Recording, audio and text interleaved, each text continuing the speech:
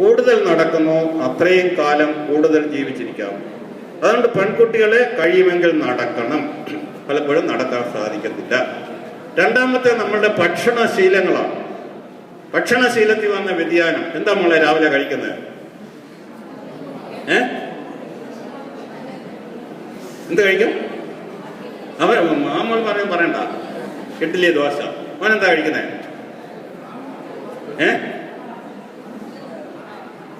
അപ്പം. ഇപ്പൊ നമ്മൾ ആഹാരത്തെ കുറിച്ച് പറഞ്ഞാലേ, ആഹാരത്തെക്കുറിച്ച് തന്നെ പറഞ്ഞാൽ 2 മണിക്കൂർ പറയേണ്ടി വരും. നമ്മൾ ശ്രദ്ധിക്കേണ്ട സംഗതി, നമ്മൾ ആവിയിൽ വെച്ചെടുത്ത ആഹാരങ്ങളാണ് കഴിക്കേണ്ടത്.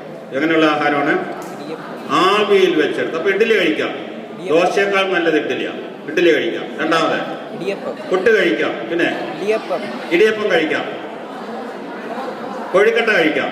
പിന്നെ ആവിയിൽ വെച്ചെടുത്ത ഭക്ഷണമായിരിക്കണം. അപ്പൊ അങ്ങനെ നോക്കുമ്പോൾ അപ്പത്തിന് ഒരിച്ചിരി ഇൻഫീരിയറാണ്. നമ്മൾ ആവിയിൽ വെച്ചെടുത്ത ഭക്ഷണമായിരിക്കും.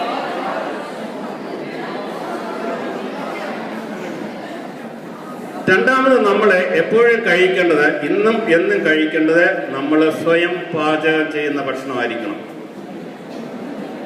ഇപ്പൊ തന്നെ പെൺകുട്ടികളെ, സ്ത്രീകളെ അടുക്കളയിൽ തന്നെ ഒതുങ്ങിയാൽ പോരാ, അടുക്കളയുടെ വെളിയിലേക്ക് വരണമെന്ന് പറയുന്നുണ്ട്. പക്ഷെ നമ്മൾ ശ്രദ്ധിക്കേണ്ട സംഗതി, നമ്മൾ കഴിക്കേണ്ട ഭക്ഷണം നമ്മൾ തന്നെ ഉണ്ടാക്കിയിരിക്കണം. ഇപ്പൊ ആൺകുട്ടികൾ ശ്രദ്ധിക്കേണ്ട സംഗതി, ഈ കാലഘട്ടത്തില് നമ്മൾ പാചകം പഠിച്ചിരിക്കണം.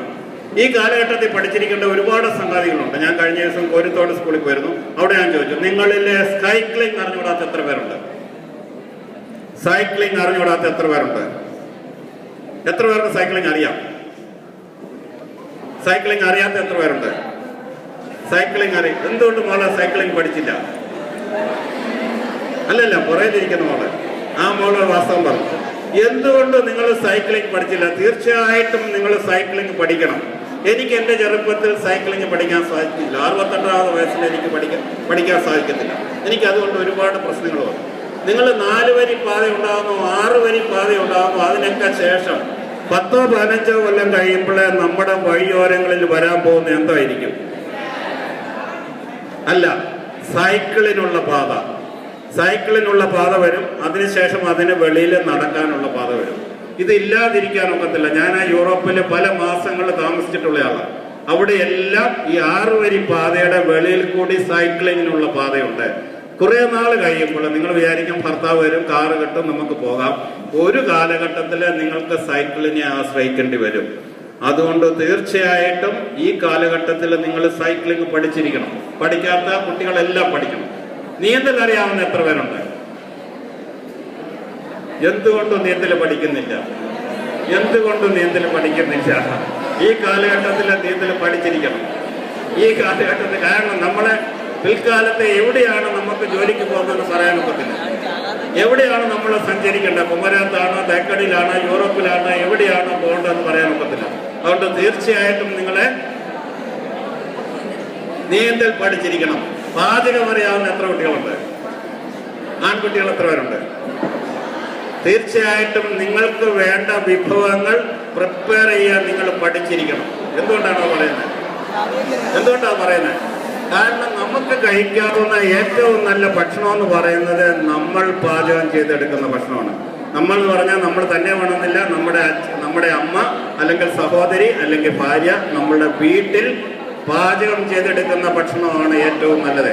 2011 ലോകത്തിലെ ഏറ്റവും നല്ല ഭക്ഷണമായിട്ട് അവാർഡ് നേടിയ ഭക്ഷണം എന്തായിരുന്നു? ഓസ്കാർ അവാർഡ് അല്ല, മസാല ദോശ അല്ല. മസാല ദോശ കഴിക്കേണ്ട 10 ഭക്ഷണങ്ങളിലൊന്ന് മാത്രമാണ്. ലോകത്തിലെ ഏറ്റവും നല്ല ഭക്ഷണം എന്ന് പറഞ്ഞാൽ അതിന് അവാർഡ് കിട്ടിയ ഭക്ഷണം ഉപ്പുമാവ്.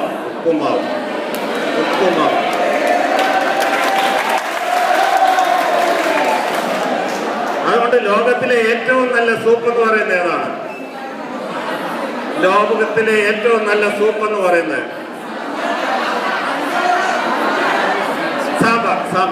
സാമ്പാർ. നമ്മുടെ അജിനോമോട്ട ചേർക്കാത്ത നമ്മൾ തന്നെ ഉണ്ടാക്കുന്ന സാമ്പാർ. ലോകത്തിൽ ഏറ്റവും പോപ്പുലറായ, ഇംഗ്ലണ്ടിലൊക്കെ ഏറ്റവും ഡിമാൻഡുള്ള ഭക്ഷണം എന്ന് പറയുന്നത് നമ്മുടെ കേരളീയ ഭക്ഷണമാണ്. ഒരുപക്ഷെ നിങ്ങൾക്ക് നമ്മുടെ ഭക്ഷണത്തോട് ആവശ്യം തോന്നാം. പക്ഷെ നിങ്ങൾ ശ്രദ്ധിക്കേണ്ടത്, ഈവൻ നമ്മളെ കുക്കിംഗ് പഠിച്ചിട്ട് പോയാൽ തന്നെ നമുക്ക് ഇംഗ്ലണ്ടിലോ അമേരിക്കയിലോ പോയി നല്ല ജീവിതം നയിക്കാൻ സാധിക്കും. ഇംഗ്ലണ്ടിലൊക്കെ നമ്മൾ നോക്കിക്കഴിഞ്ഞാൽ എൻ്റെ മക്കൾ രണ്ടുപേരും ഇംഗ്ലീഷ് ഡോക്ടർമാരാണ്. നമ്മൾ അവിടെ ചെല്ലുമ്പോൾ നോക്കുമ്പോൾ നമ്മുടെ കേരളത്തിലുള്ള എല്ലാ വസ്തുക്കളും കിട്ടും. അപ്പോൾ ഈ വസ്തുക്കളൊക്കെ കൊണ്ടുവരുന്ന ആരാന്ന് ചോദിച്ചാൽ കേരളത്തിലുള്ള ആളുകളാണ്, റാന്നി അതുപോലുള്ള സ്ഥലങ്ങളിലെ ആളുകളാണ്. കാരണം ഈ ഏറ്റവും കൂടുതൽ നേഴ്സുമാരുള്ളത് കേരളത്തിൽ നിന്ന് അറിയാമല്ലോ. അപ്പൊ ഇവരുടെ ഭർത്താക്കന്മാരെന്ന് പറയുന്ന എല്ലാം വരും, വന്നിട്ട് അവരെല്ലാം ഇതുപോലുള്ള കച്ചവടം അല്ലെ ഹോട്ടല് ഇതുപോലുള്ളതൊക്കെയാണ്. അപ്പൊ അവരെല്ലാം നല്ല രീതിയിലാണ് ലോകത്തിലെ, ഇംഗ്ലണ്ടിലൊക്കെ ഏറ്റവും കൂടുതൽ പോപ്പുലർ ആയിട്ടുള്ള ഒന്ന് ഇന്ത്യൻ ഭക്ഷണം. അതിന് കറി ഫുഡ് എന്ന് പറയും. ഇന്ത്യൻ കറി ഫുഡ് ഏറ്റവും കൂടുതൽ ചിലവുള്ളതാണ്. അപ്പൊ തീർച്ചയായിട്ടും ഒരു കുക്കിംഗ് പഠിച്ചാൽ പോലും നമുക്ക് ലോകത്തിൽ എവിടെ പോയാലും നമുക്ക് ജീവിക്കാൻ നോക്കും. കാരണം അത്രയും നല്ല ഭക്ഷണമാണ് നമുക്ക്. അപ്പൊ അതുകൊണ്ട് തീർച്ചയായിട്ടും ആൺകുട്ടികളെ ഭക്ഷണം പാകം ചെയ്യാൻ പഠിച്ചിരിക്കണം. ഇപ്പൊ എന്തെല്ലാം സംഘങ്ങൾ പഠിക്കും? സൈക്ലിംഗ് പഠിക്കണം, സ്വിമ്മിങ് പഠിക്കണം, പാചകം പഠിച്ചിരിക്കണം. അപ്പൊ ആൺകുട്ടികൾക്കുണ്ടാകുന്ന പ്രശ്നം ഒന്ന്, നമ്മുടെ മുഖത്ത് മീശയില്ല. പിന്നെ പെൺകുട്ടികൾക്കുണ്ടാകുന്ന പോലെ ആൺകുട്ടികളിൽ ചിലർക്ക് സ്ഥാനം വളർന്നു. അതിപ്പോ നമ്മൾ ഈ മധ്യതിരാങ്കൂറിലേക്ക് ചെന്ന് കഴിഞ്ഞാൽ അങ്ങനെ, മധ്യതിരാങ്കൂറിലേക്കൊക്കെ ചെന്ന് കഴിഞ്ഞാൽ പെണ്ണുങ്ങളുടെ മുഖം നോക്കിയാൽ ആണുങ്ങളുടെ മുഖം പോലെ ഇരിക്കും. മിക്കതിനും മീശ. ആണുങ്ങളോട് ഷർട്ട് വരാൻ പറഞ്ഞാൽ മിക്കതും പെണ്ണുങ്ങളുടെ മാർഡം പോലെ ആയിരിക്കും ആണുങ്ങൾ. ഇതിന് കാരണം അതിനെ നമ്മൾ ഗൈനക്കോമേസ്റ്റിയ എന്ന് പറയും. ഗൈനക്കോമേസ്റ്റിയ. അപ്പൊ ഈ ഗൈനക്കോമേസ്റ്റിയക്കുള്ള പ്രധാന കാരണം ഒന്ന്, നമ്മളെ ഈ ചിക്കന്റെ ഉപയോഗമാണ്. ചിക്കൻ എന്ത് chicken? Broiler chicken. Broiler chicken എങ്ങനെയാണ്? ബ്രോയിലർ ചിക്കന്റെ ആയുസ് എത്ര ദിവസമാണ്? 35-40 ദിവസം. സാധാരണ കോഴി എത്ര ദിവസം, എത്ര കാലം ജീവിച്ചിരിക്കും? 4 വർഷം 5 വർഷം ജീവിച്ചിരിക്കുന്നതാണ് സാധാരണ കോഴി. ഇപ്പൊ ബ്രോയിലർ ചിക്കൻ എന്ന് പറഞ്ഞാൽ അതിലെ 35-ാമത്തെ ദിവസം അല്ല 45-ാമത്തെ ദിവസം കൊണ്ട് അതിന്റെ ജീവൻ ഒന്നുകിൽ തന്നെ മരിക്കും, അല്ലെങ്കിൽ